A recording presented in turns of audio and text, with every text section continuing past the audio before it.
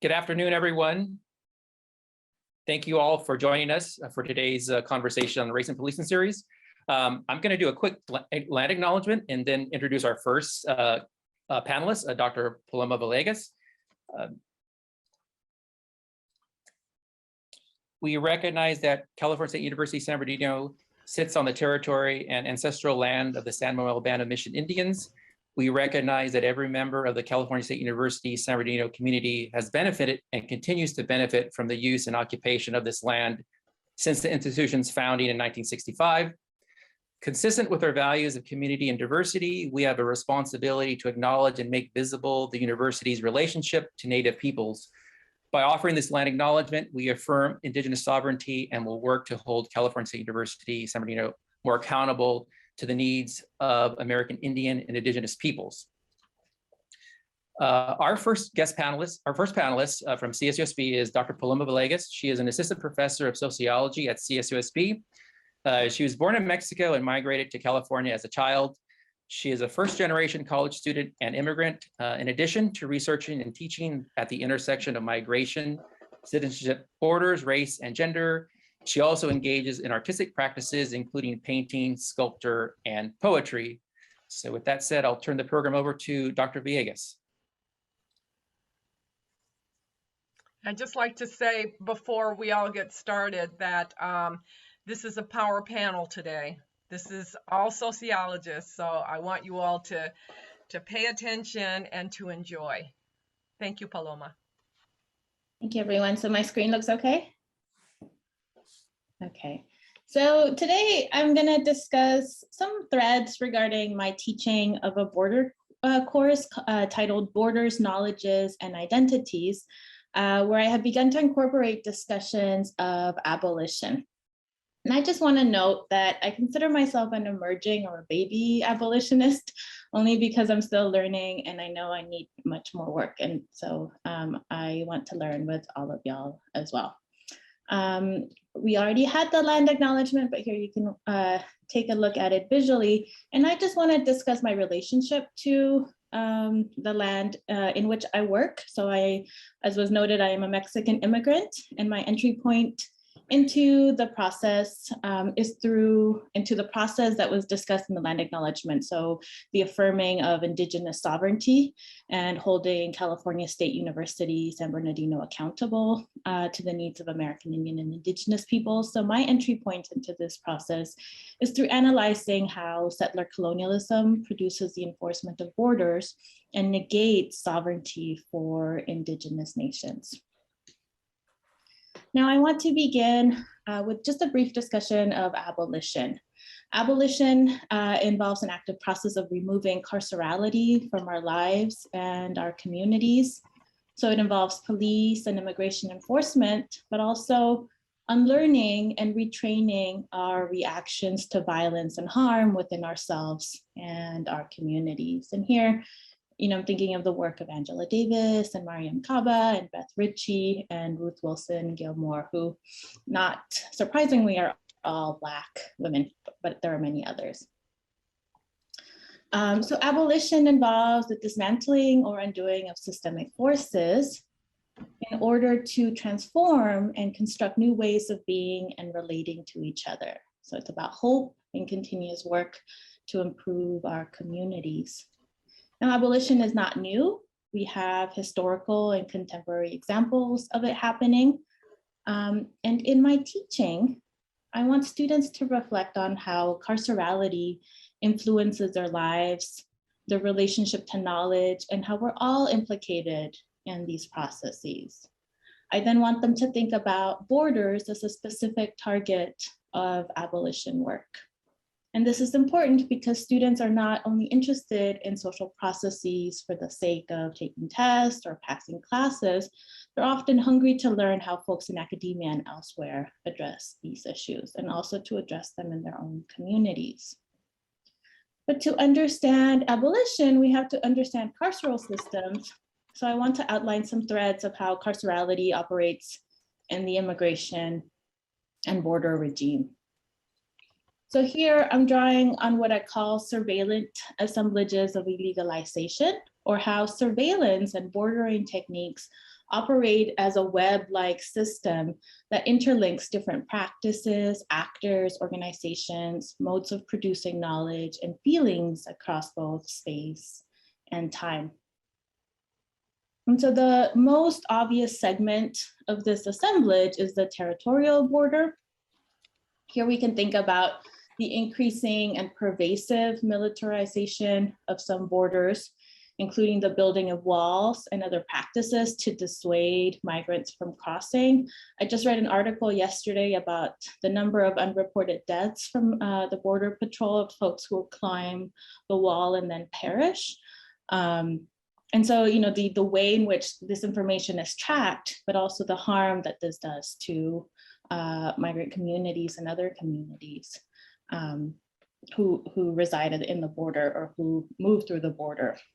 And we know that these practices, so the building of walls and bans, have failed to stop the movement of people because the conditions in our places of origin are so complex and often so dire, and also because the global north is implicated in the displacement and dislocation of people. And yet these practices persist. There's ongoing pressure or support to continue these bordering practices.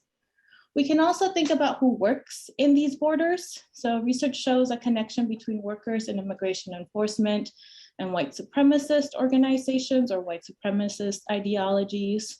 And these processes are historical, as the work of scholars like Kelly Lytle Hernandez demonstrate.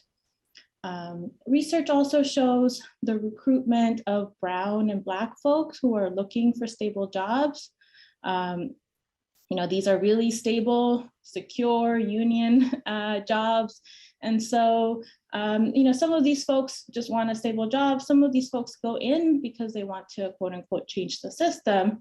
Yet we know that they can become embedded and indoctrinated in policing practices and reproduce the same violence as other actors. So here we can think about the work of Irene Vega and David Cortez.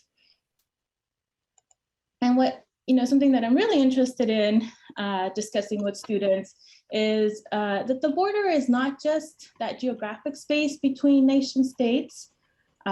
Scholars discuss bordering, so adding the ing as a practice that can occur anywhere. For example, there are technological or virtual bordering practices that align with territorial borders to make them, quote unquote, smarter. We have things like surveillance cameras and drones, but also tremendous amounts of data mining that is facilitated by data brokers. And this data facilitates immigration enforcement.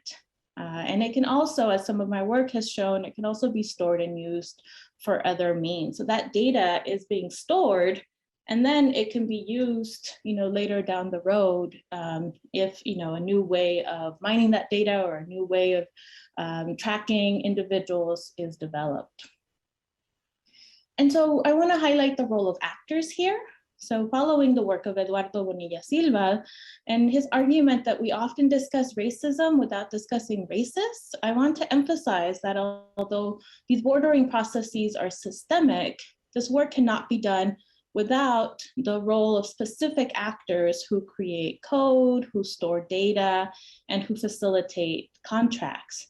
And without us, who purchase products from these organizations. And by us here, I mean us as individuals, but also holding universities accountable for having connections to these organizations that often also produce educational software or that we use to buy supplies from, as in the case of Amazon. So another way that bordering works is through immigration detention.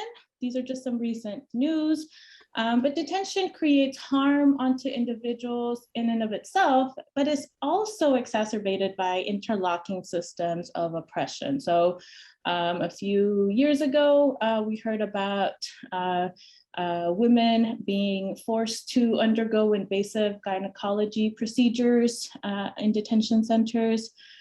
Recently, we know that the current administration has detained a large number of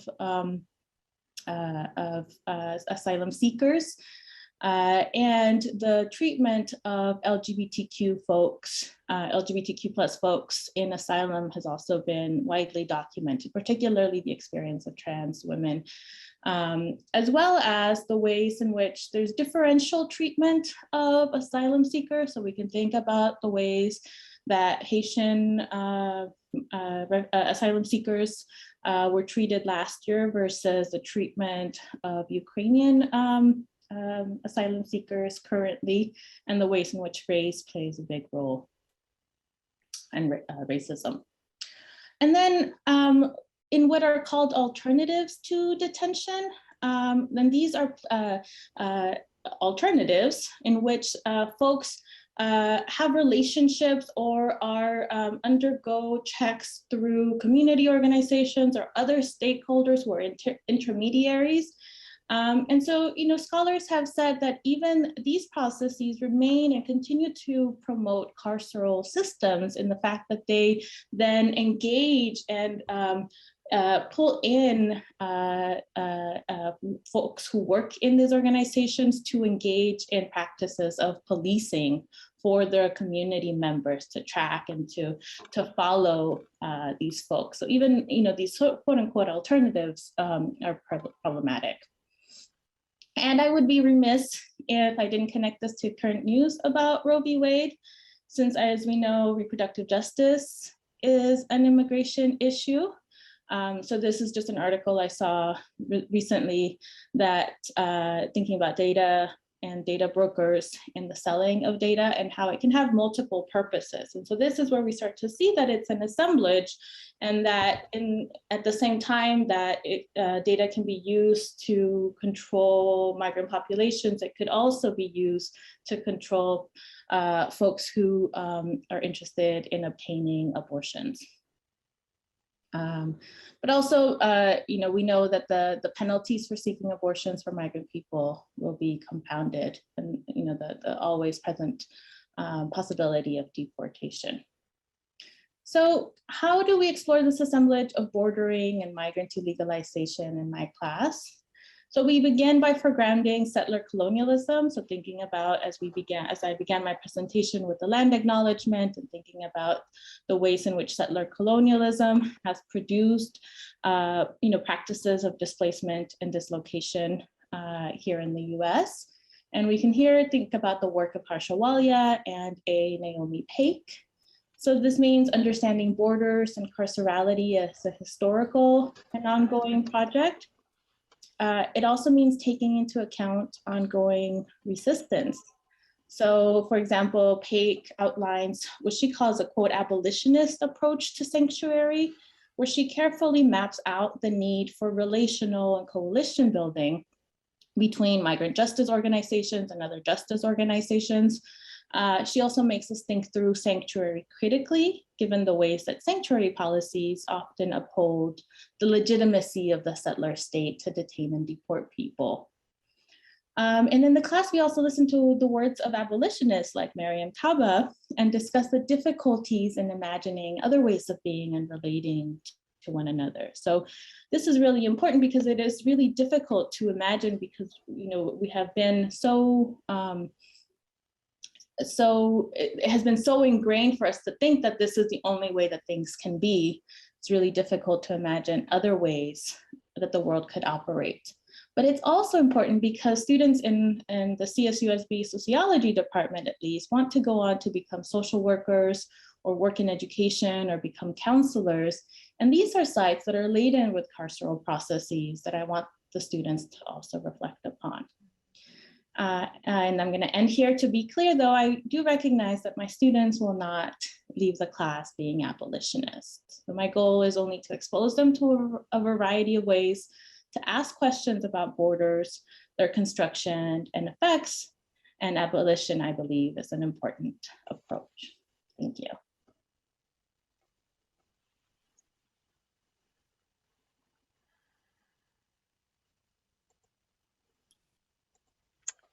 So I guess I am I have the privilege of introducing Dr. Greg Prieto, who is a associate professor of sociology at the University of San Diego. Greg studies the way law and legal institutions reproduce inequality and how they can mitigate it in the cases of undocumented immigrants, police, and queer youth. His current research examines the way that police, courts, and wraparound community service providers channel queer youth of color into and out of the juvenile justice system. And I want to welcome Greg and just let him know how excited we are to talk about two issues I think we haven't really delved deeply into, and that's LGBTQ intersection with the criminal justice system, as well as the immigration. So very, very happy to have you as part of this panel today, Greg.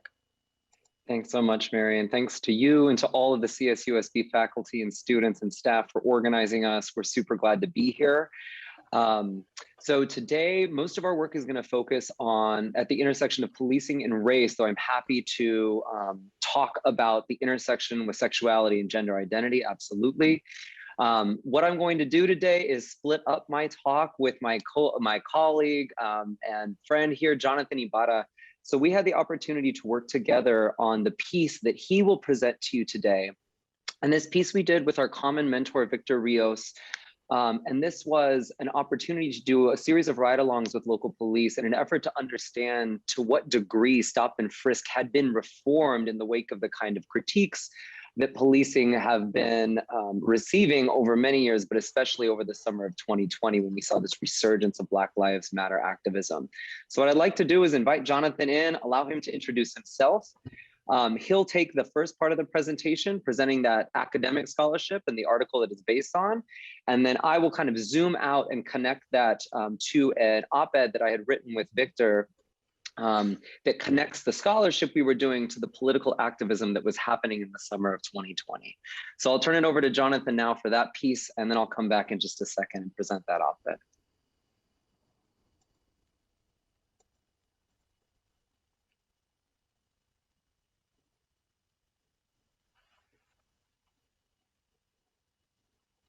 Hi, everyone. So can you all see my notes, or is it just the main screen? Slides only, looking good. Yeah. Okay, great. So I'm Jonathan Ibarra. Thank you for having me. So I'm a doctoral candidate in the Department of Sociology at UC Santa Barbara. Yeah, so I'd like to set the basis of our presentation today just by reviewing, as Dr. Prieto mentioned, some of the findings from our article titled Mano Suave and Mano Dura, Legitimacy, Policing, and Latino Stop and Frisk. So, in this work, we set out to study police-Latino community relations. Generally, we found persistent racial profiling, disproportionate contact between police and Latino males, especially those perceived to be gang associated, and just the mutual distrust between the community and police. Our general findings, support other studies which show similarities in Black and other working class communities. I'd also like to preface that, so this response for community policing, sorry, I was checking the chat, was basically a response to the community articulating critiques, of racial profiling back around the time of the study, which was almost 10 years ago. So I know Dr. Prieto mentioned the 2020, responses to the similar situation, the killing of George Floyd. So this study was basically around the time when a gang injunction was trying to be enacted in this local community. So a lot of activists were calling out, racist policing. And this is when the ride-alongs, took place. So I just want to preface with that. And then just to quickly go over some of the studies, racial profiling, the higher rates of police contact for Black and Latino people. Countless studies have documented persistent racial bias across the US. Black people are disproportionately stopped and surveilled by police. Latinos are also, but to a lesser extent. There are various reasons for this phenomenon directly related to institutionalized practices of modern policing. For instance, in New York, police had quotas to meet, which included a certain number of stops and arrests per month. Basically, they argue that, if you stop a certain amount of people, you're more likely to find, crime and criminal activity. So this basically incentivized just randomly stopping and checking in on people in New York. This pattern, of course, of policing was adopted by many departments across the country, which we also saw in our study. Patrol patterns also contributed to racial profiling, as police were more likely to utilize hotspot policing, which basically meant patrolling areas of perceived high crime. Also, these communities were more likely to be Black, Latino, working class communities. So just by enacting hotspot policing and focusing on certain areas, they were basically over contacting, Black and Latino people. And then implicit bias is also, of course, another reason for racial profiling. So in our study, we really want to focus on this police-civilian interaction, and usually during police stops. So most of the time in a police stop, this stop and frisk is the interaction that we focused on. And they call it the investigatory stop. So it's basically a policing practice, that is a major factor for community distrust of police. As police departments across the nation shifted their focus to the war on crime in general, the investigatory stop became a critical tool as policing experts advocated more police-civilian contact to prevent crime. So that goes back to like New York, right? Just the more you contact somebody, the more you're probably going to find crime. But this also means the more you're profiling somebody and contacting certain individuals. And the use of stop and frisk was legitimized in the Terry v. Ohio Supreme Court case. This case lowered the bar for reasonable searches from probable cause to any reasonable suspicion.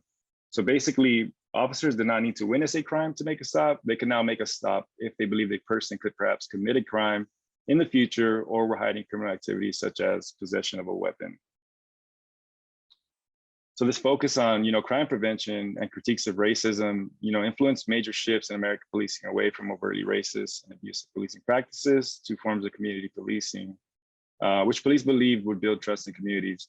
So basically, throughout the 60s, 70s, 80s, and early 90s, of course, police and the war on drugs were overtly aggressive, and a lot of police abuses, and then came critiques. So police departments kind of shifted, and we're trying to answer these critiques by shifting over to community policing and procedural justice. So Scogan and Hardnett describe community policing as an organizational strategy that redefines the goals of local police departments to respond to community needs and requests.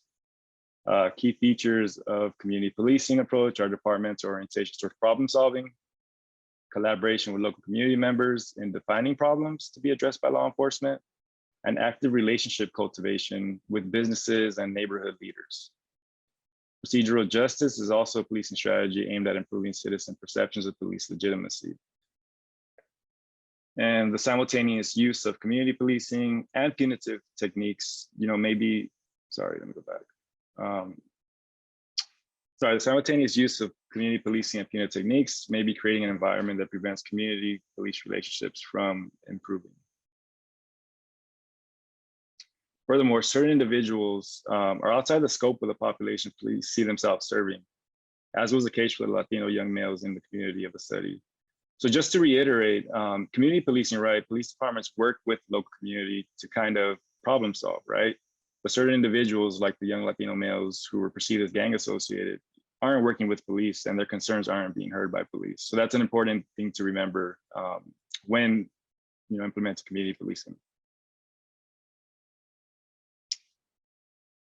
So here, this is a graph from our article. We basically have different types of policing models that were studied by these different researchers. On one side, we have mano suave, which just means soft-handed. So this is like more of the community building, trust building attempts at policing, like harm reduction, due process, dignity enhancement, restorative justice policing.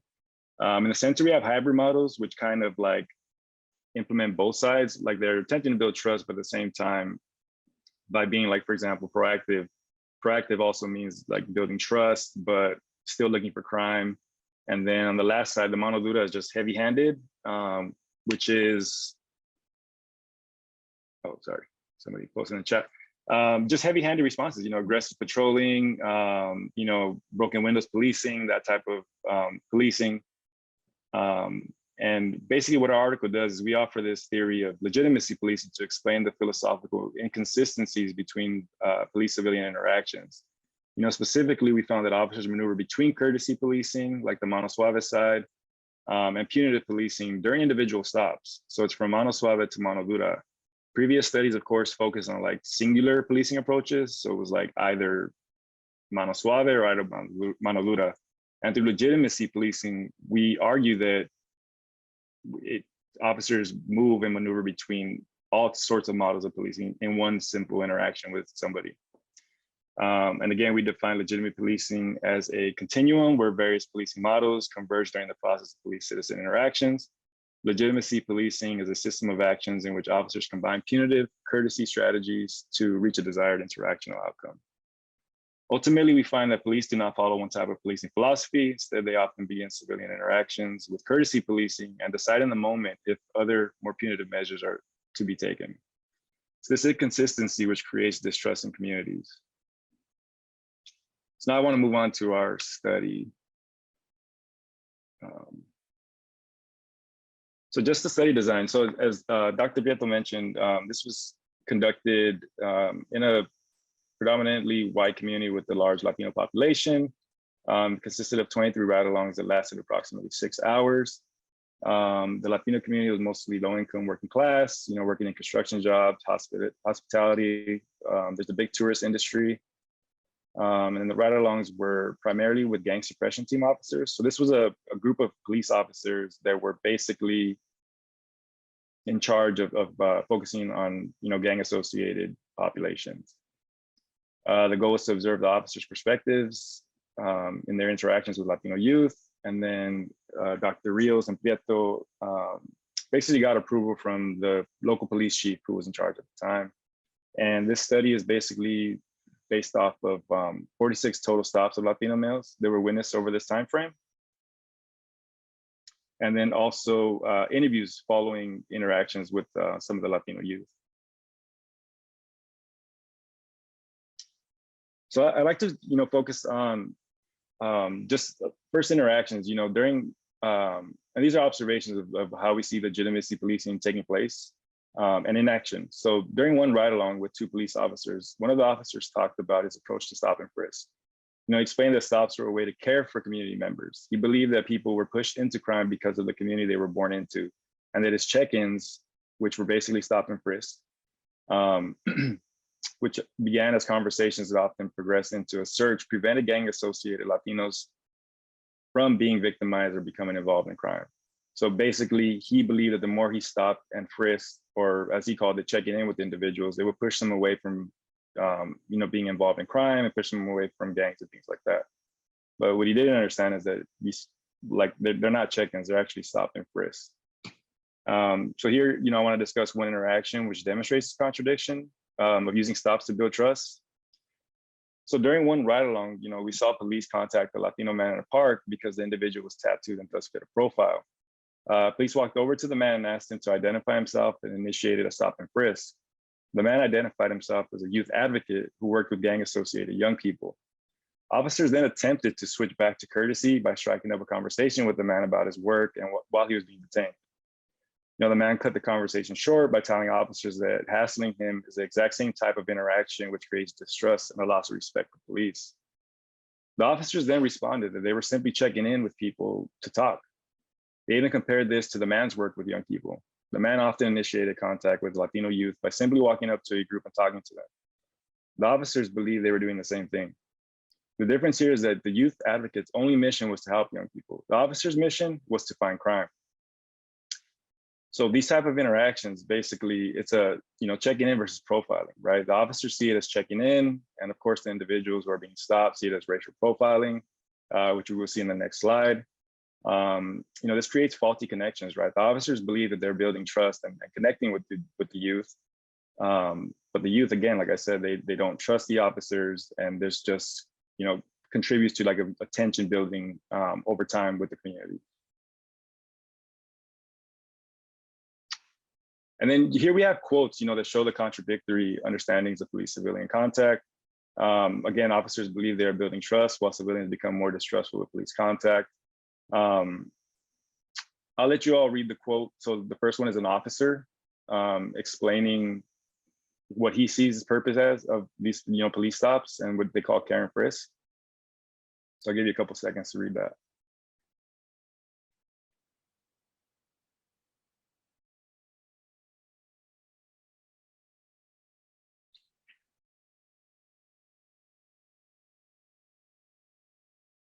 Okay, and the second quote here is basically the contradictory understanding from a perspective of a Latino youth who's stopped by cops. And I'll read this one. So he states, cops, some of them at first, when they try to bust you, they try to be cool with you, pretend like they're on your side. Try to be your friends at first, but I've seen that they try to be cool, but at the same time, you can't let them trick you like that, because at the end, they're going to bust you. They're not your friends. They're out there to do their job. They're trying to get you close to you to gain something, not for you to get protected. So basically, these young Latinos understood that the shifting nature of legitimacy policing, right? They believed that there was an ulterior motive to any trust building attempt an officer made, given that even encounters beginning with courtesy and respect, could end in harassment, detaining, or arrest. And again, I just wanted to draw the contradiction between what officers believe they're doing and how the community interprets it. And then here's just another observation that we had. So another ride along, we observed officers misinterpreting, young people's activities as possibly criminal. So this, officers observed a group of young people working on a bike and proceeded to stop them. They asked the young people if they were chopping up the bike, insinuating that it was stolen and being sold for parts. The young people mentioned that their brother had just passed away and left them this bike, so they were fixing it up in his honor, basically putting it back together and making it look nice.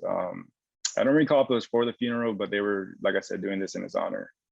The officers then made an attempt to be courteous by offering their condolence to the individuals. However, they also took the opportunity to continue to search the group. They basically asked, can we, search you guys? And the guys, shook their head and just proceeded to be searched. The officers found nothing and, went on their way. So again, in this interaction, officers begin with suspicion, right? These youth are basically just fixing up a bike, and the officers automatically believe that it's stolen, automatically believe that it's going to be sold for parts. Again, after they're mistaken, they don't even say they're sorry, basically, and they still proceed to search them. So again, even with community policing that this department is trying to enact, there's no accountability to the community, right? They don't even make an attempt to apologize or to make things right with these young people. They still proceed to move on and continue their police work with the stop and search. And again, just circling back to this fostering distrust between the local community and police.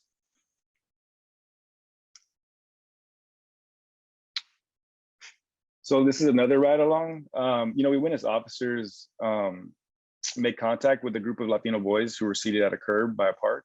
The officers, put up to the group and approach them by attempting to make small talk with the group, right? So this is the mano suave courtesy approach, right? They approach them, trying to make small talk. One of the officers asks, "How are you doing?" The boys, again, because of the distrust of repeatedly interacting with cops and having negative experiences, they remain silent, giving the officers dirty looks. One of the officers becomes visibly upset at their non-compliance. He then got right behind the group and yelled at them, "How are you fucking doing?" I said. The boys, then realizing the situation could escalate, responded with, "We are good, officer." The officers asked if they were on probation or between probations while laughing, right? The boys weren't on probation, and so the officers went on their way after humiliating and threatening the boys. So this type of verbal and physical abuse, was regularly reported. Regularly reported and observed, especially when conflict arose between officers and gang associated Latinos, right? So this is one of the main points of our article too, is right. The whole mano suave approach only goes as far as how the officers perceive somebody's response to them, right? As soon as there's any sort of feelings of resistance or disrespect by whoever they're stopping, it quickly switches over to like the mano dura side, which we saw in this interaction. So when officers believe that detained individuals challenge them, they move to a mano dura approach. And this is revealing the fundamental concern of policing with compliance and not really trust building. Police, like I said, determine their subsequent interaction style based on a civilian's levels of submissiveness. And this, we observed a shift towards punitive policing when a civilian displayed any forms of resistance to an officer's demands, and when officers are losing a sense of control. And this is another quote from an individual in an interview that kind of describes the situation as punitive responses to a non-compliance. So David talks about, he says, like when I got pulled over down the street, when the cops pulled me over, they were all being nice. Then when I tried not to talk to them, I was like, don't touch me. I'm not on probation. And they grabbed me and stuff all random. They just got me and threw me up against the car, threw my face and shoulder into the car. He was like, oh, you want to act like a fucking badass? He was like, don't act tough in front of me. I'll put you in your place. So basically this young person's attempt to like not speak to cops, which is a civil right? You have the right to remain silent. Basically forced officers to rough him up, throw him up against a car. And again, the community policing, is far from what they're doing. So for, stop and criminalize individuals, there is no difference between the mano suave or mano dura policing, because both extended from the same system of policing intent to further criminalize and control them by closely scrutinizing and regulating their daily routines and behaviors.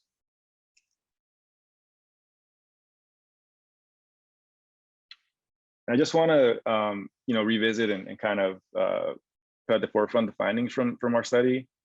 So, like I said, different policing models surfaced during this course of interactions with officers and gang-associated Latinos, deepening the contradiction between officers' reliance on stop and frisk and their stated desire to build trusting relationships with these young men. Surveillance, stop and frisk, and various forms of punitive tactics were buttressed by officers' ideological commitments to prevention through courtesy as a central motivation for their suppression work. And then this move through different types of policing was predominantly dependent upon a stop person's response to officers' overtures. If a civilian complied, the officers were more likely to remain in the mano suave side. If they resisted, even though justified, officers were quick to throw community policing and courtesy out the window. To police, crime control was their primary motive. Therefore, any form of community policing is contradictory. No matter how much attempts at building trust are made, officers' primary concern is to search for crime, and biases lead them to interact with certain individuals more than others and just, distrust them. Ultimately, there is no trust because officers view certain communities as criminogenic, and people in those communities understand that they are being targeted by police. Thus, we need to find alternatives that truly serve to build up communities and youth. Some of the alternatives, like I mentioned in the slide, is investing in communities, youth advocacy work, investing in education, which brings us to Dr. Preto's discussion. He discussed some of the alternatives in his presentation. So thank you all.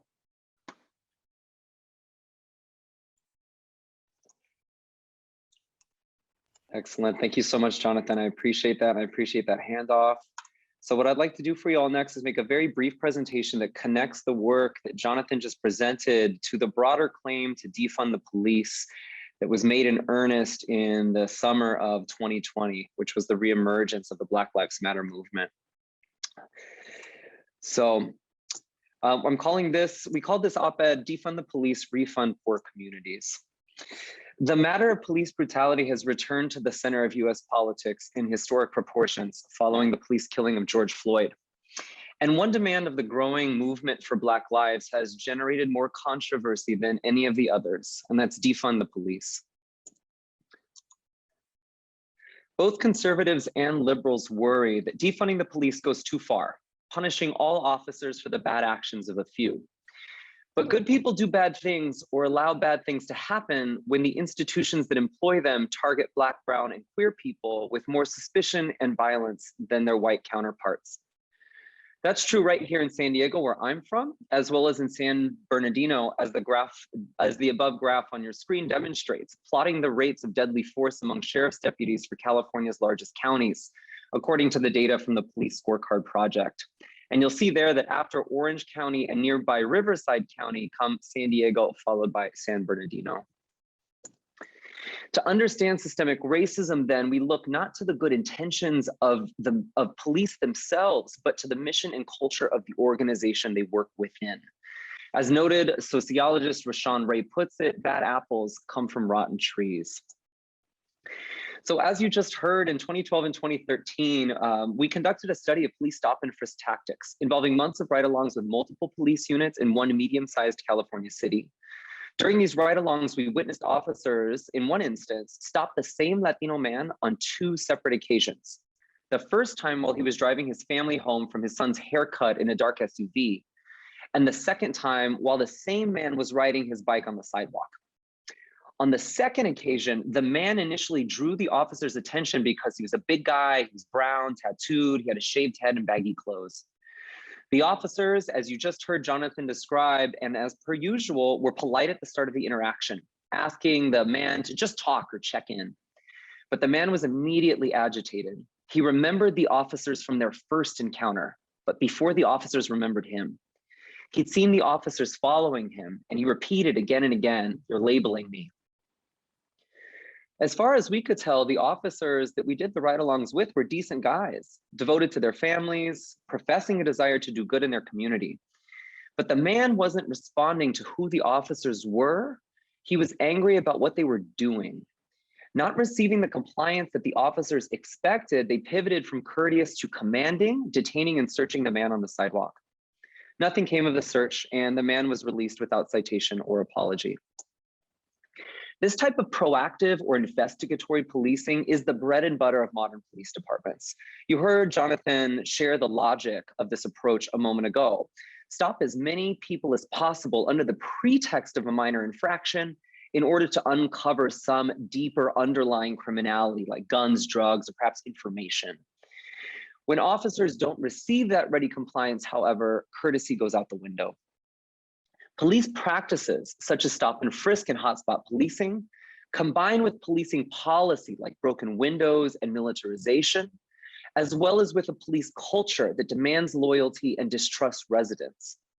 Together, practice, policy, and culture create a theater for racial bias at best and racial violence at worst. In San Diego, where I live, we are no exception to these patterns of racial disproportionality in stops, use of force, and shootings. The San Diego police killings of Alfred Alongo, Aaliyah Jenkins, Nicholas Bills, Raymond Goodloe, and others echo the kinds of national disparities you see on the screen. This violence is discriminatory, it erodes public trust, and it makes it hard to breathe. The fact of the matter is, police are not trained to handle most of what police actually do in the line of duty. Police academies prioritize tactical training and emphasize compliance in their interactions with citizens and residents. But responding to violent crime, as you can see from the graph, especially the one on the right, is the tiny minority of what police do on a daily basis. Instead, they spend the bulk of patrol responding to the symptoms of an unequal society. It is domestic violence, illicit drug use, homelessness, mental illness, and property crime. Defund the police calls for the restructuring of police institutions by shrinking their role in addressing the problems of poverty and segregation. A call long made by Black women abolitionists, as Dr. Villegas just oriented us to.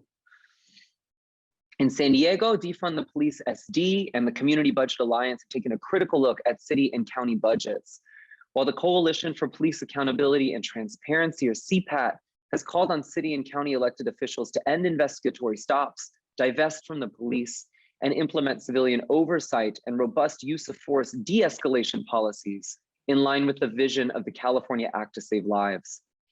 By shifting taxpayer funds away from law enforcement, we free up resources to build new institutions and to refund poor communities so they can address public safety effectively and non-violently.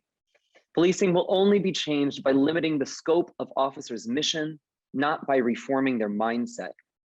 It's time to fund poor communities of color and lay the foundation of opportunity that they have too long been denied. All right. Those are the end of my remarks. I believe that brings us to the Q&A. I'll hand it back to the organizers. Thank you, Dr. Prieto. I have asked my colleague, Stan Futch, who's the president of Westside Action Group, if I could start. And I have a question for my colleague, Dr. Villegas. And that, actually a couple of questions just to define more broadly your terms, or maybe more specifically the term of carceral, which are, I think some of our students may not be familiar with, and what you mean by abolition. Abolition of what? Abolition by whom and of whom? Yeah, thank you, Mary. So carceral, those folks who speak Spanish might see the connection to the term cárcel, which is, the translation of prison. So it's not just the doesn't just refer to carcerality, doesn't just refer to literal prisons or like the spaces of prisons, but these processes of imprisonment and of policing and punishment that occur in our society. And my focus as an immigration and border scholar is on the abolishing borders, so dismantling and undoing borders in my own practice and in my teaching, having students question how these borders come about and the ways that these borders are socially constructed are as a result of, in the case of the US, settler colonialism, and then also the processes of resistance that have occurred to disrupt these bordering practices. Thank you. Thank you.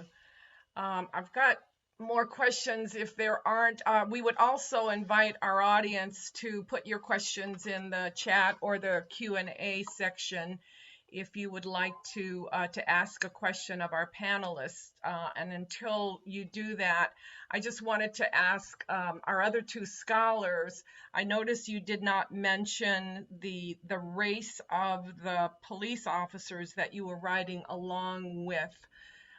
Does that make a difference, you think? What do you think, Jonathan? You or me? I don't know. I think we both can answer that. I mean, Dr. Pieta, you were there for most of the ride-alongs, but Yeah. So the race actually, there were mixed race individuals in our study. For instance, some of the officers that we mentioned, being aggressive to young people, some of them were white, but some of them were also Latino, and then there was a few Asian officers as well. And I guess what we're getting at, right, is like the whole philosophy of policing in general. Like race matters as far as the race of the individual that they're stopping, but race of the police officer, it doesn't really have that great of an effect because Black, Latino, Asian officers are all trained, as Dr. Pieta mentioned, in the same institution, right? So they're all trained for compliance. They're trained to investigate crime. So if they're just following policing philosophies, which basically lead to implicit biases even more so, the race of the individual officer plays a lesser role, I think.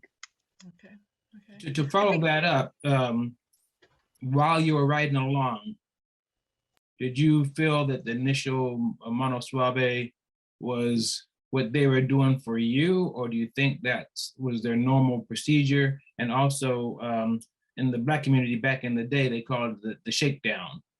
And so, and that was mano duro. There's no doubt about it. They came in and they were gonna bust heads. And so, did it make a difference because you were riding along, do you think?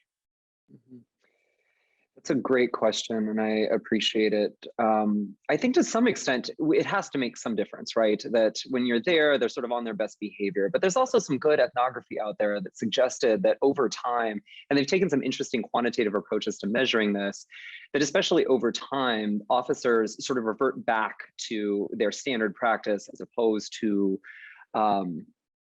what they think the researchers would want to see. What I will say, though, is that the way that we came to access this site, to access the police department in the first place, was because the police chief had seen our co-author, our lead author, Victor Rios, on television offering a criticism of police and reached out to him directly to invite him to come see the work that they were doing because he must have it wrong, right? So I think perhaps we were, assign a police unit that was, further along on the mano suave side of the spectrum, but the speed with which they pivoted, right, illustrates to us how thin that initial approach or that initial justification really is. So even in the context of what we might call a best case scenario, where we are invited in to see the wonderful police practices that had been revised, Jonathan sort of mentioned this at the beginning, but long before the second wave of Black Lives Matter, this police department had come under fire from the local community for a gang injunction that they were pursuing. And so they were hypersensitive to the kinds of perceptions that the local community had of them. And so even though in the context of this sort of being placed with officers who might be on their best behavior, we still see these deeply problematic and racially discriminatory practices unfolding. So I'd say perhaps we were getting, a little bit of their best behavior, but I think you see how quickly that gave way to what I think of as the organizational foundation of their work, which is stop and frisk. So after your ride along, and now that you've put your research together, if a police chief came to you and said, what can we do to make things better and build trust in the community, what would your response be to him? I think my response would be, yes, please continue to do so, but I don't think that gets us out from the problem that I raised in my piece and the political claims that are made by those who call for the police to be defunded.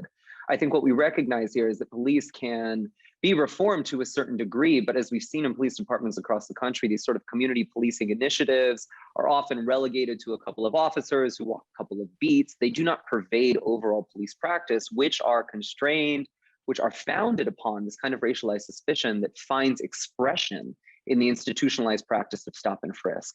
So for me, I imagine some additional reform is possible. Police should be should continue to engage in it. I have encountered Black feminist work that wonders about whether we can completely abolish police in a society that is as armed and violent as ours, right? So all to say, there may be a role for police in society, but I think the key thing to take away from the defund the police movement is to shrink their role in that place, right? So that they're responsible for less of the kinds of social ills that they're not at all trained to deal with, and that many of them say themselves they don't want to deal with.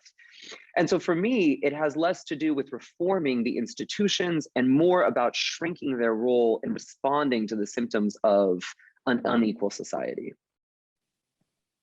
Right, thank you. And I was a firefighter for 35 years, and one of the processes was we had our bed and butter runs, and so we knew every day we were going to go to see Joe or we're going to go see Sally. And so those were our, we were gonna do something today. And if it was nothing but seeing those two, we would see them every day because they called every day. And I think what you're saying is, as the police do their community policing, they know where to go to get some kind of action, something happening. I can search and frisk because they're over there on the corner. They're on the corner every day. So every day I can go over there and at least get a search and frisk going on, and maybe I'll find something, maybe I'll get something. And so you're right about that. I'd like to go back and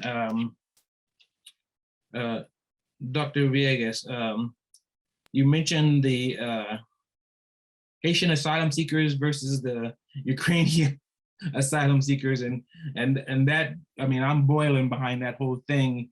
Come on in, we're going to send your country billions of dollars, not only in arms and weapons, but also in structural support and so on. And of course, the Haitians, what they do, they put them in a cage and then send them home. Could you speak on that a little bit? For sure. And I just want to make the statement that I absolutely believe that all asylum seekers should be treated with dignity and respect. So this is not, in relation to Ukrainian asylum seekers, it's more in relation to the differential treatment and how anti-Blackness operates in the immigration system so clearly. And so, just the images that were very triggering to folks, with the folks in the police officers, the border patrol, in the horses with the whips. So, all of these things, and the response from the government, the rapid deportation of Haitian migrants, and not just Haitian migrants. There's a number of asylum seekers from other countries, including countries in Africa, like Cameroon, who are deported really quickly. As well as the use of this policy, Title 42, which is described as a public health policy that is supposed to protect, under this time of emergency with COVID-19, it's supposed to protect the US from folks coming in and quote unquote infecting. But tourists can come in, citizens can come in, and it's just blocking certain asylum seekers. Title 42 is supposed to, or meant to be revoked.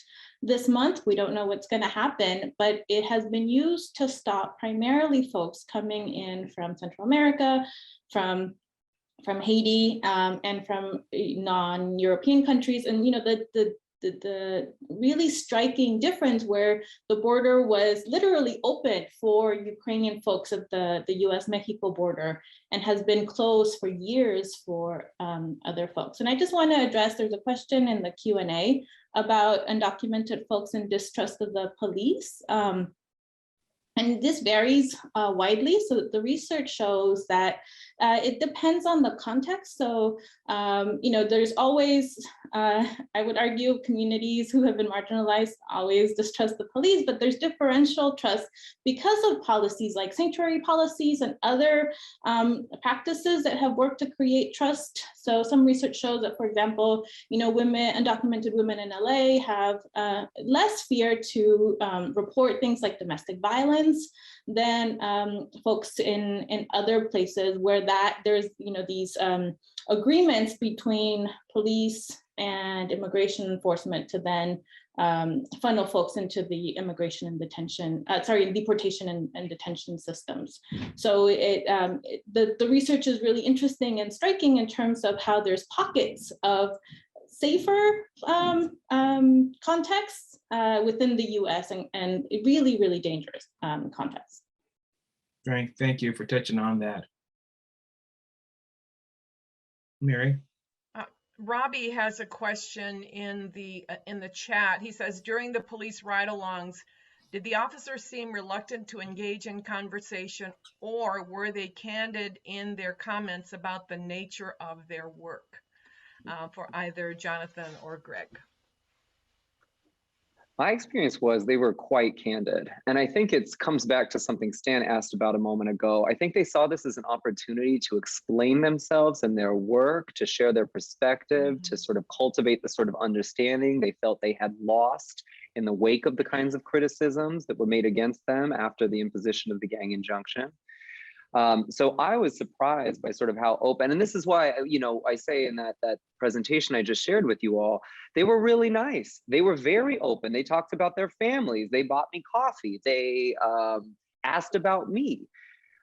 All things that I didn't think comported with this image of police that the broader critique of stop and frisk cues up in my mind. But I think it's really important for us to be able to hold both of those things together in our theory and in our politics. You can have an officer who has the best of intentions, but as all of us know, intentions only matter insofar, right, as they shape effects. And so having officers sort of share with me openly was interesting and maybe initially disorienting, but it pointed us in the direction of the argument we made for you today, which is that their intentions, their disposition is maybe not irrelevant, but is powerfully constrained by the organizational culture and the mission of that institution. And so this is why I think the question about reforming the police is always a limited one, because training is only going to take you so far down the road, so long as it remains the case that we have made as a society police responsible for responding to all of these social ills that, as I'm arguing, would be much better responded to from a community, from a social service, from a youth support perspective, rather than a punitive one. I'm not sure if you would add anything else, Jonathan. Yeah, I mean, I think it's important to just think about positionality, right? So as Dr. Prieto, when he was doing the study, he was a graduate student, right? So to him, he's not, to the police, he probably comes off as non-threatening, super friendly. He's also researching them, right? And so they're super amazing with him, right? Talking about his life and their life and trying to justify what they're doing. So they see, Dr. Prieto as a totally different person than the people that they're out there policing, right? And if you compare back to the first interaction that I talked about, there's a Latino man who has tattoos, who fits the profile of the people that they're targeting, right? But he's doing good work in the community, right? His job is to work with young people, get them jobs, keep them on track in school, prevent a lot of violence and things like that, right? And he's doing very good work in the community and doing what police should be happy about, but they still stop and detain him, right? They stop and frisk him, and then they try and revert back to asking about his job and how his work is going, and trying to justify to him that they're doing the same type of thing, right, after they just stopped him. So I think positionality is super important, right? Like they're super open with, say, a researcher or somebody who they feel deserves that type of respect, but then to the individuals who they are stopping and interacting with, doesn't seem like they really care to like justify their actions or to explain to them what they're exactly doing and stuff. So I think it depends on who they're interacting with, you know, that shapes that, you know, candidness.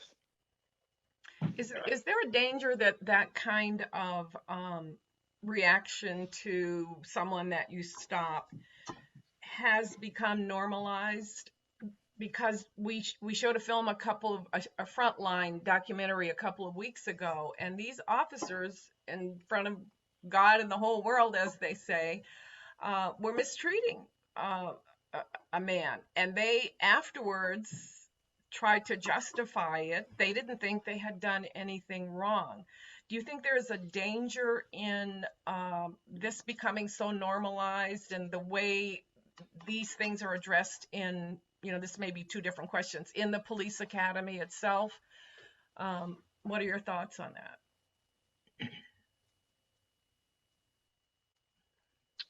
And let me add with that same thing Mary's talking about. One of the things that was really interesting was the officers went up to this individual and he stood there and asked them, you know, what's going on, but, you know, why are you doing this?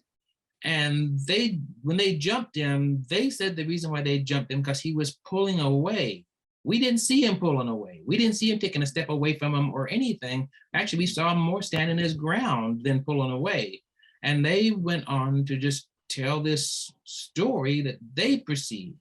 So I'll go ahead and answer Mary's question. I was just wanted to add that because it was strange looking at this and them justifying it. Mm-hmm. Or do you want me to withdraw the question? Because you both looked a little blank. I'm trying to think. So I'm like, I could jump in. Dr. Beth, I know you mentioned in your article more of the policing academy perspective of this. I haven't done any sort of work at like what the academy training is, right? But I'm forgetting the question. But there's this factor of distrust, right?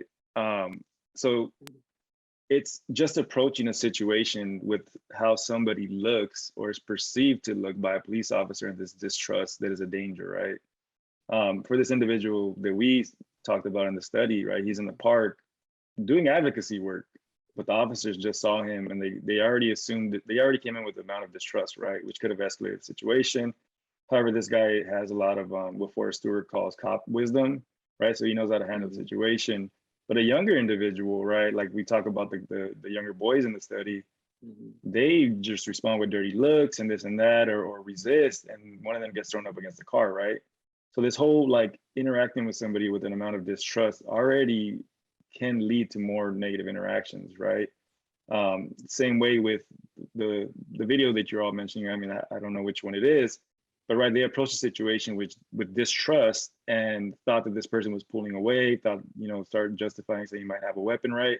And again, I've never been a cop, so I cannot put myself in their shoes to figure out what they're thinking in that interaction, but there's a huge amount of distrust that is just fostered, I believe, within the academy and just in general, their line of duty, that leads to a lot of potentially negative interactions, which again goes back to what Dr. Beto was advocating for limiting their role in society, right? To like certain things. And, you know, having like crisis intervention people, if somebody's having a mental breakdown, or having youth advocates work with young people and stuff, instead of say having police like in the community trying to work with the young people. As far as the academy and training, I think Dr. Beto might have some more on that. To your question, Mary, there's a story that jumps to mind right away. I'd asked this question of an officer, right? So we walking through a park and they run into a bunch of guys and they stop them, they sit them all on the curb, they start asking a bunch of questions, they search some of them. And the interaction is not super conflictual, but it was tense, and you could see how upset the young men were becoming. So we leave that interaction, we're walking through the park, and I ask, you know, what do you make of what kind of impact do you think this has on the youth that you stop? And he says, oh, for them, I think it's just business as usual. You just kind of get used to it. When you're in the game like this, you get used to stopping, you get used to being stopped by police, you get used to being hassled. It's just the cost of doing business for these guys. So you might think about that as sort of like interactional evidence of the normalization of the kind of abuse that Mary, you're pointing to, and I think Stan is as well.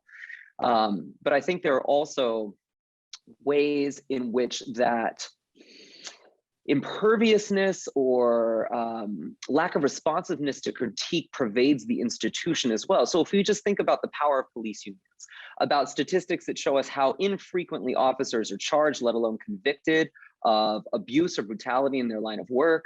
If we think about the relationship between police and district attorneys, which is now sort of a focal point of the Black Lives Matter movement and is changed in some jurisdictions like Los Angeles and Philly, but not really across the board, I think we see that we also have some institutional evidence for the ways that police are insulated from those kinds of critiques. And inside that bubble, I think it's very easy to regard what you are doing as quite normal, when from the perspective, as I hope you saw in the quotations that Jonathan shared, these young men experience it in a very different way.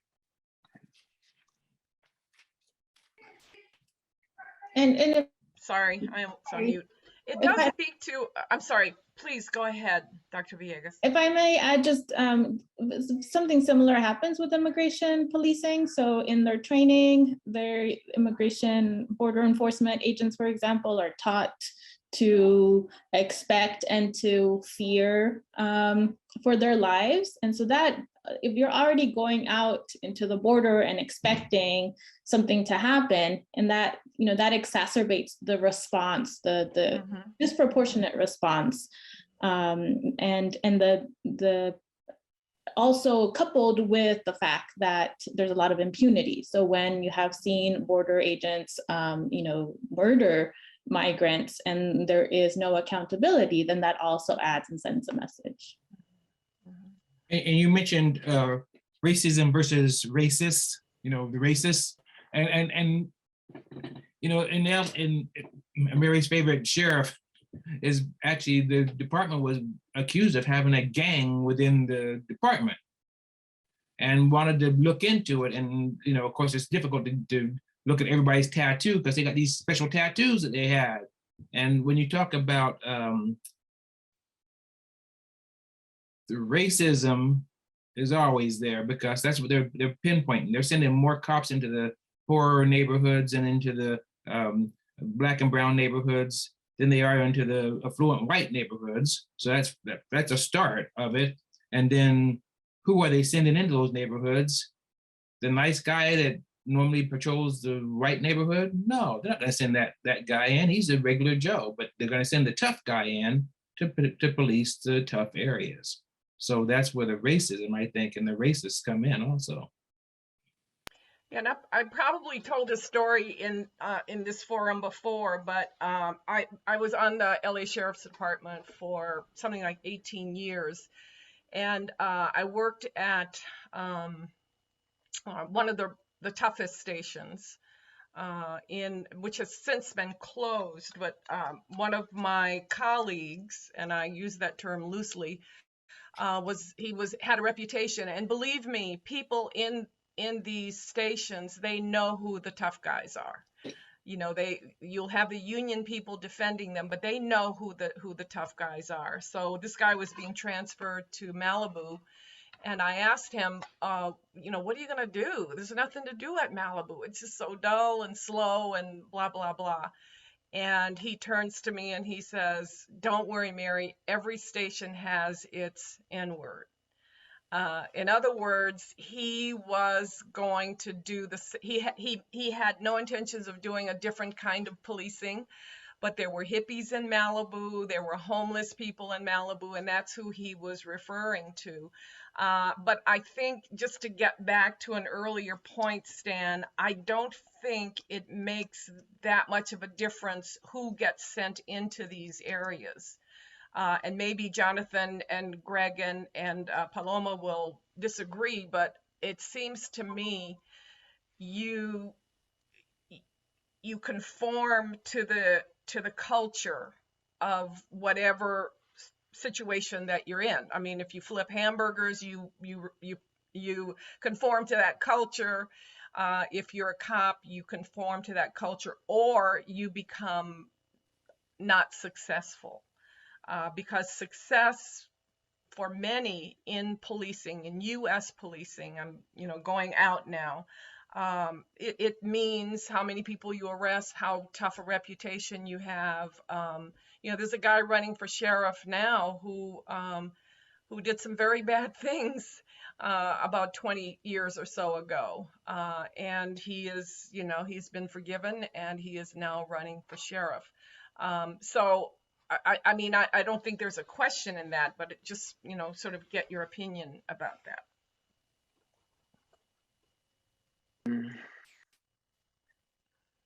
I mean, my thought is that there are small ways that officers' discretion can make a material difference in the kinds of outcomes that these youth experience. So I think about one example of one officer, Latino, younger, which I think may have been the critical thing, which is that he hasn't been in the department for very long.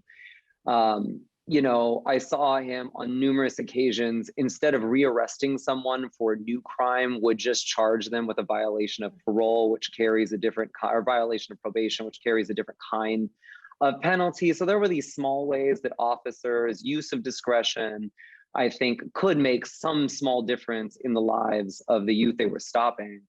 But the other thing that your comment brings up for me, Mary, is that those kinds of behaviors and attitudes were often coached out of them by the other more experienced officers around them. So I can think of one example where this same younger Latino officer was, they were staging outside of a school. They saw a group of youth, a group of brown male youth sitting in the parking lot of the school, and there had recently been some tagging. So they were talking about how they were going to approach these youth. And as the younger cop is talking about, oh, he's just gonna, I'm gonna walk up there and talk to them. We're not really sure it's them. We don't really have a very clear description.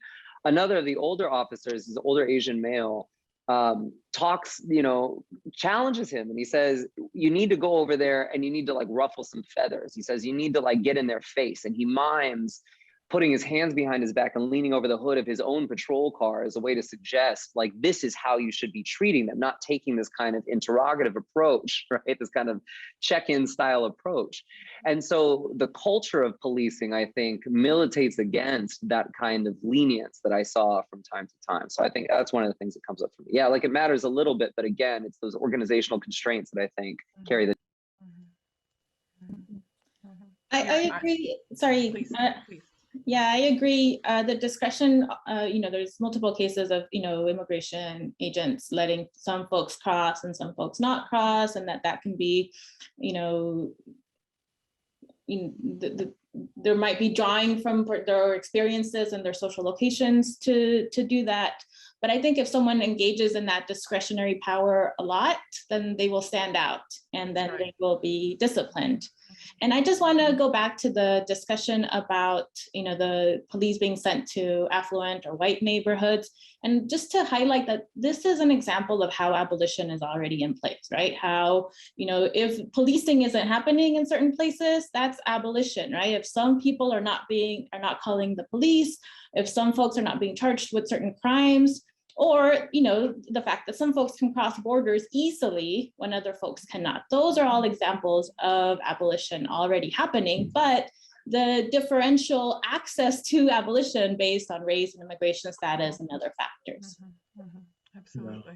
Thank you. I think there is, this idea that when you do use your discretion in a positive way, like I flushed a lot of drugs and, drove a lot of drunks home and that kind of thing. You have to be really quiet about it, though, as you suggest, Greg, because the organization does not condone that kind of action. They want to see, tough. They want to see arrests and that kind of thing. And to say that when you do something, as you all have described in your ride-alongs, when you do something and then you can justify in your own mind, oh, they're used to that. This is just an everyday occurrence to them. It chips away at your humanity every single time it happens. I was in a different position on a ride along when I was doing my dissertation, and we stopped. It was like 2 o'clock in the morning, and this kid, I believed him. He was coming from, playing a video game with one of his friends who lived right around the corner.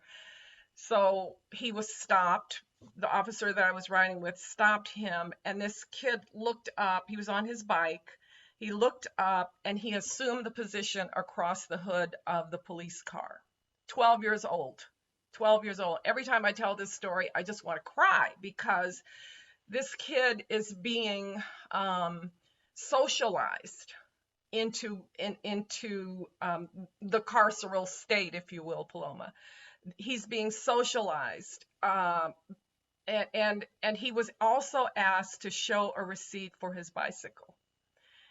You don't do that in Beverly Hills. You stop a kid on a bike, you don't ask him to show proof that he bought that bike. So it's these little, and I don't even like to call them microaggressions, because they're aggressions. They chip away at your very humanity every single time it happens, though. One of the questions here is, what research do you have on off-duty minority officers being racially profiled by on-duty officers? Did you see any of that? Officers pulling over minority officers that were off-duty? Yes, no, I did not see that. And I would love to be able to speak to the question, but that's not something I observed directly. I will say, though, that some of the officers, especially like Latino officers, and then also I've done some work with Latino Border Patrol agents, to Dr. Villegas's earlier point about the attraction of the stable work, right? Drawing in, right? 51% of the Border Patrol is Latino or something like this. So moving beyond, I think, race as identity to race as relationship, I think is an important sort of shift to make there. But in those cases, I can think of officers talking about as kids being racially profiled. And that for some of them, that led them to want to do the job in a more humane way. And that was the rationale they would offer to me. But the other one, and I can think of a particular respondent who was a Border Patrol officer, said he liked, one of the things that he, not liked the experience, but he was attracted to the kind of power that police had. And that being mistreated by them was sort of alluring, right? And so that when he became an adult and started looking for law enforcement professions, he gravitated toward policing because he thought he could enjoy the same kind of respect that he perceived officers to enjoy. Wow. Wow. Well, it looks like we've kept you all way too long, but this has been wonderful. If there are no other questions, Stan, I think we should let our guests go and have lunch or enjoy the rest of their afternoon. Just want to thank you all so much. This has been a remarkable journey for those of us who are organizing this event, and we hope that we know that your presentation has enlightened our campus even more. Just to let the audience know, to pass the word along, that we do tape these events, and that they will be available to anyone who wants to. And also for Jonathan, Greg, Paloma, for your CVs, it'll be available. So thank you very much. Have a great afternoon, and we'll keep you on our list for sure. There you go. And thank you for joining us. Thank you. Bye. Thank you. Having us. Have a great afternoon. Bye, y'all. Bye.